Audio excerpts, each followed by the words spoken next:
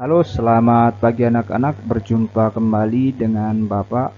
Perkenalkan nama Bapak Rizal Yosua Manurung, panggil saja Bapak Rizal.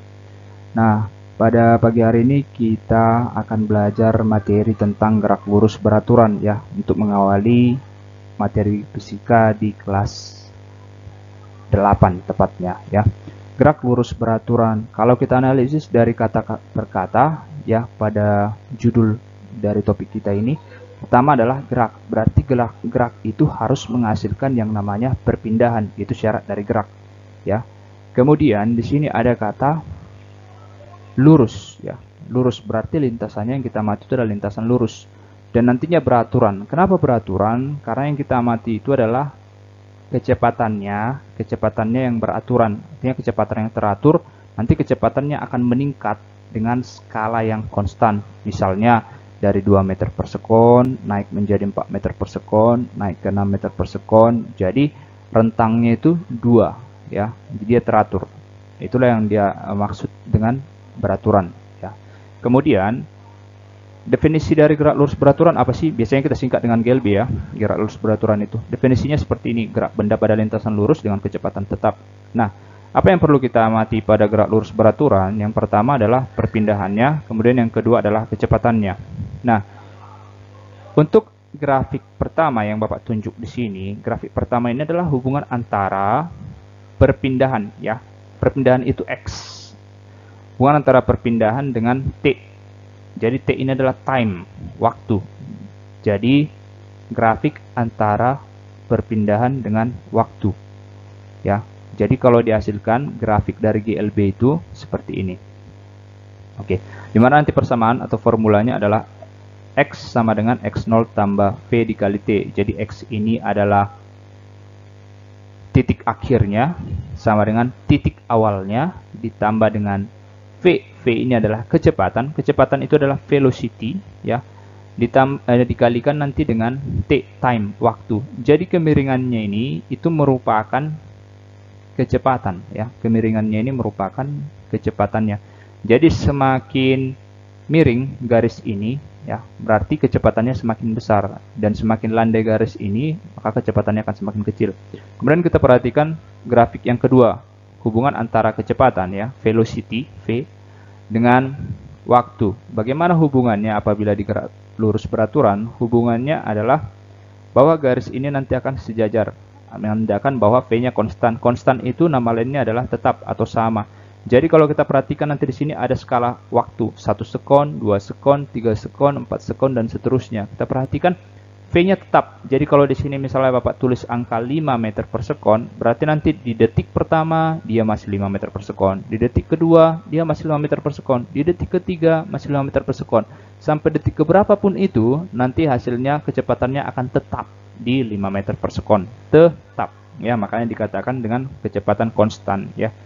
Kecepatan konstan. Seperti inilah grafik dari GLB apabila dihubungkan antara perpindahan dengan waktu dan dihubungkan antara kecepatan dengan waktu ya.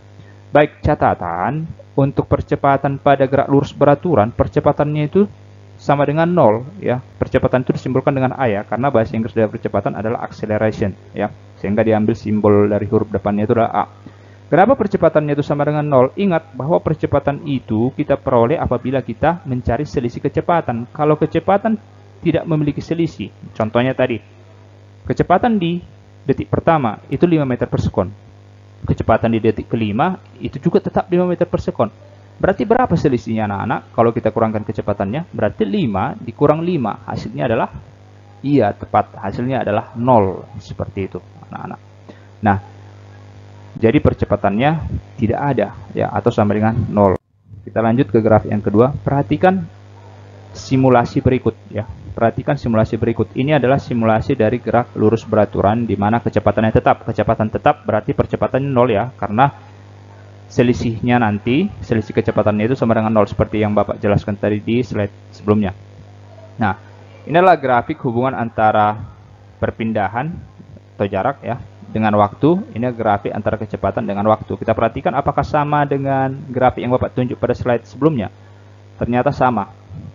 Ya, kita perhatikan ini adalah garis miring yang dibentuk antara perpindahan dengan waktu atau jarak dengan waktu ya. Kalau kita perhatikan di sini, garis yang dihasilkan nanti miring ya. Jadi Bapak ulangi, semakin miring nanti garisnya, maka kecepatannya akan besar ya. Kalau kita membaca nanti kemiringan garis dari grafik semakin landai ya, semakin landai berarti nanti kecepatannya itu semakin rendah. Seperti itu. Oke, kecepatannya itu adalah kecepatan rendah ya. Oke, kalau kita perhatikan di sini grafik kecepatan antara kecepatan dan waktu, velocity dengan time. Kalau kita perhatikan di sini kecepatannya itu berada di antara 10 sampai 20 meter per sekon ya, 10 sampai 20 meter per sekon itu kecepatannya. Dimana setiap kecepatannya ini nanti ditempuh dengan waktu yang berbeda, tetapi kecepatan yang dihasilkan tetap sama walaupun waktunya berbeda-beda. Jadi kita amati di sini dibatasi sampai 15, pengukuran waktunya sampai 15 detik saja.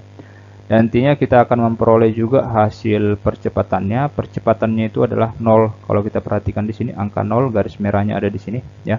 Percepatannya berada di garis 0. Kenapa 0? Karena alasannya tadi, karena selisih dari kecepatannya adalah 0 ya. Karena kan nilainya sama. Kalau di matematika ada nilai yang sama dikurangin, hasilnya berapa sih? Ya, hasilnya adalah 0 ya. Oke, lanjut. Kalau tadi sudah kita perhatikan grafik-grafik dari gerak lurus beraturan, ada 3 jenis dari grafiknya ya. Kemudian kita akan memperhatikan persamaan gerak lurus beraturan itu seperti apa ya. Oke. Di sini ada kendaraan sedan ya. Posisi pertamanya di sini dan posisi keduanya di sini. Nanti setelah sedan tersebut bergerak, pastinya dia akan menghasilkan yang namanya perpindahan. Ya, dia menghasilkan perpindahan sejauh s. Nah, di sini adalah kecepatan awal. Ya, sedan memiliki kecepatan awal dan di sini sedan memiliki kecepatan waktu. Sedan bergerak menempuh waktu tertentu, yaitu yang disebut dengan t, time. Ya, jadi dari grafik VT tadi atau grafik antara kecepatan dan waktu kan kita peroleh hasil grafik seperti ini ya. Hasil grafiknya seperti ini ya, hubungan dari kecepatan dengan waktu. Silakan dilihat di slide sebelumnya tadi, hubungan V dengan waktu ya, kecepatan dengan waktu seperti ini. Nah, jadi apa untungnya kita mengetahui grafik hubungan kecepatan dengan waktu? Untungnya kalau nanti grafiknya diberikan seperti ini, kalau ditanya berapakah jarak yang sudah ditempuh oleh sedan ini, kita nggak usah lagi memasukkan angka-angka ke dalam persamaan atau ke dalam rumus. Langsung saja cari saja luas dari grafik ini ya. Contohnya grafik ini berbentuk persegi panjang, berarti carilah luas persegi panjang. Nah, itu nanti otomatis akan menjadi jarak yang ditempuh oleh si sedan ini ya. Ingat, kalau ada grafik kecepatan dan waktu ya diberikan seperti ini, perhatikan bentuk bidangnya ya, perhatikan bentuk bangunnya itu bangun apa ya. Kalau ini kan persegi panjang, berarti kalau persegi panjang pakai luas persegi panjang, otomatis luas persegi panjang itu sudah menjadi jarak yang ditempuh ya. Hanya memperhatikan grafik saja, itu untungnya kita mengetahui grafik ya. Oke, berikutnya untuk persamaan ada 3 persamaan nanti di dalam gerak lurus beraturan. X itu adalah jarak sama dengan kecepatan dikali dengan waktu. Kecepatan sama dengan jarak per waktu, waktu sama dengan jarak per kecepatan ya. Jadi rumus ini dikuasai, dihafalkan dan dilatihkan ya, beberapa soal nantinya, karena akan berpeluang besar muncul di dalam ujian kalian nanti.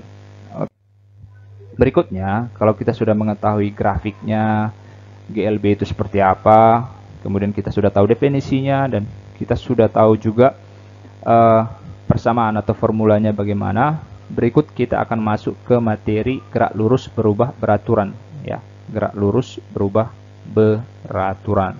Jadi di sini gerak lurus berubah beraturan. Sini Bapak stabiloi dulu. Ya. Bapak stabilo di sini. Ya. Oke. Yang Bapak stabilo merah ini adalah definisi dari gerak lurus berubah beraturan adalah sebuah gerak lurus yang sifatnya geraknya berubah secara beraturan ya. Jadi intinya lintasannya lurus dan sifat geraknya berubah secara beraturan. Jadi terjadi perubahan kecepatan, tetapi perubahan kecepatannya secara konstan, ya. Kalau tadi untuk gerak lurus beraturan, dia tidak terjadi yang namanya perubahan kecepatan, tetapi di gerak lurus berubah beraturan terjadi perubahan kecepatan. Nah, ini harap diingat ya. Ini disimpan, itu konsepnya, perbedaan antara gerak lurus beraturan dan gerak lurus berubah beraturan. Nah, berubah secara beraturan diartikan sebagai perubahan kecepatan yang memiliki pola secara beraturan, atau dalam hal lain dikatakan gerak lurus tersebut memiliki percepatan. Jadi karena dia tadi memiliki perubahan kecepatan namun dia teratur, karena kecepatannya berubah berarti dia memiliki percepatan, ya. Kecepatan tidak berubah berarti dia tidak memiliki percepatan. Ingat, kecepatan berubah berarti dia memiliki percepatan. Kalau kecepatan tidak berubah berarti dia tidak memiliki percepatan atau percepatannya sama dengan 0. Contohnya tadi pada gerak lurus beraturan, ya. Oke, kalau kita perhatikan grafik dari gerak lurus berubah beraturan, ya, grafik dari gerak lurus berubah beraturan seperti ini. Ini adalah grafik hubungan antara kecepatan dengan waktu, namun ini di dalam konsep dari lurus berubah beraturan. Grafik di samping mendeskripsikan tentang sebuah gerak lurus dengan percepatan yang relatif tetap. Hal tersebut dikarenakan besar perubahan nilai kecepatan selalu sama dalam satu satuan waktu. Jadi kalau kita perhatikan grafik sebelumnya, gerak lurus beraturan ada garis yang seperti ini ya, miring ya. Nah, kalau tadi garis miring di gerak lurus beraturan itu menunjukkan apa sih? Ya, tepat, itu menunjukkan kecepatan. Tetapi berbeda, kalau pada gerak lurus berubah beraturan, garis miring pada grafik ini menunjukkan percepatan. Ingat ya, percepatan ya garis miringnya. Sedangkan pada gerak lurus beraturan menunjukkan kecepatan, ya. Itu harap diingat sebagai pembeda antara grafik GLB dengan GLBB. Oke. Apa sih GLBB? Ya, GLBB itu yang ini tadi, nak, gerak lurus berubah beraturan. Jadi kita singkat aja biar lebih cepat ya. Kita sepakati. Oke. Dari sudut ya, dari besar sudutnya nanti kita tahu berapa kecepatannya. Jadi kalau tadi percepatannya ya, percepatannya. Jadi kalau tadi kita bilang kecepatan semakin miring ke garis ini, maka kecepatannya semakin besar. Semakin landai, maka kecepatannya kecil. Kalau di dalam gerak lurus berubah beraturan, semakin miring berarti percepatannya semakin besar. Semakin landai, percepatannya semakin kecil, ya. Seperti itu. Baik, kalau ada nanti pertanyaan silakan ditanyakan pada sesi berikutnya.